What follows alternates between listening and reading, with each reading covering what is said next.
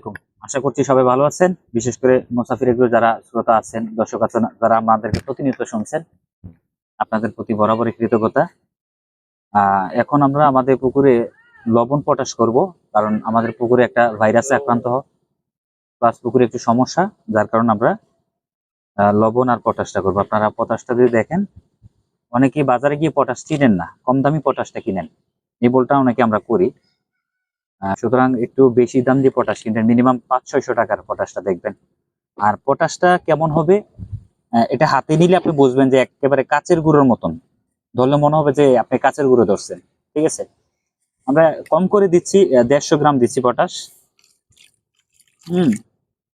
তার পাশাপাশি আমরা দিচ্ছি লবণ দিচ্ছি। আপনার যে কোনো লবণ দিতে পারেন, সমস্যা নেই।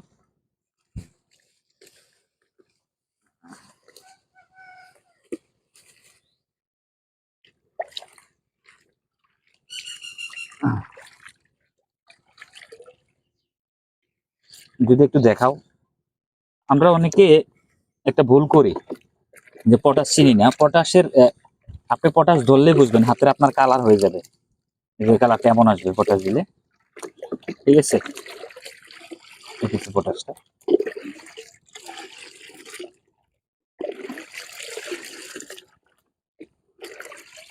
দেন এখন আমরা পুরো পুকুরে এটা ছিটিয়ে দিব। ভালো করে একটু মিক্স করে নেবেন।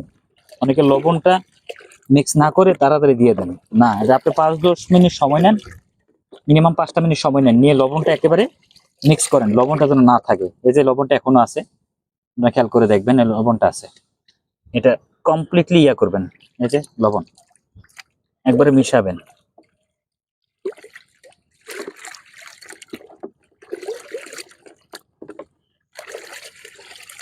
আর বিশেষ করে একেবারে প্রচুর পরিমাণ যদি বৃষ্টিপাত হয়, ওই ক্ষেত্রে আমরা লবণ পটাশটা অবশ্যই মাসবি করবো জীবাণুনাশক হিসেবে। খুব কার্যকরী একটা মেডিসিন বলা যায় লবণ পটাশকে। ঠিক আছে, আমরা কিভাবে দিচ্ছি একটু দেখে নেন। যারা নতুন চাষি আছেন, অনেকে লবণ পটাশ কিভাবে প্রয়োগ করতে হয় বা পুকুরে কিভাবে দিতে হয়, এটা আমরা অনেকে বুঝি না। সেক্ষেত্রে লবণ পটাশটা আমরা ওইভাবে করতে পারি না। এখন আমরা যেটা করব, লবণ পটাশটা অবশ্যই কিভাবে করবো এটা আমরা দেখাচ্ছি, খেয়াল করবেন। ঠিক আছে, দেখতে থাকেন।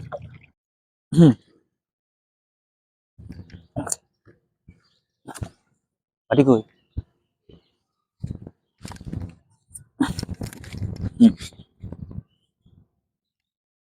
এই একটু পানিটা মিশিয়ে নাও বেশি করে। এদিক থেকে দিলে বুঝো ভাই, এদিক থেকে, এই পাশ থেকে দিয়ে ওই পাশ দিয়ে আরেকটু পানি। হ্যাঁ, বাহ, ভালো হয়েছে। ওই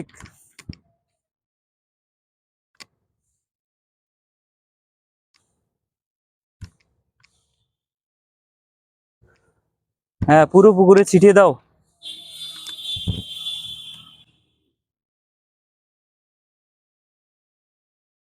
এইভাবে আমরা চাইলে পুরো পুকুরে ছিটিয়ে দিতে পারি।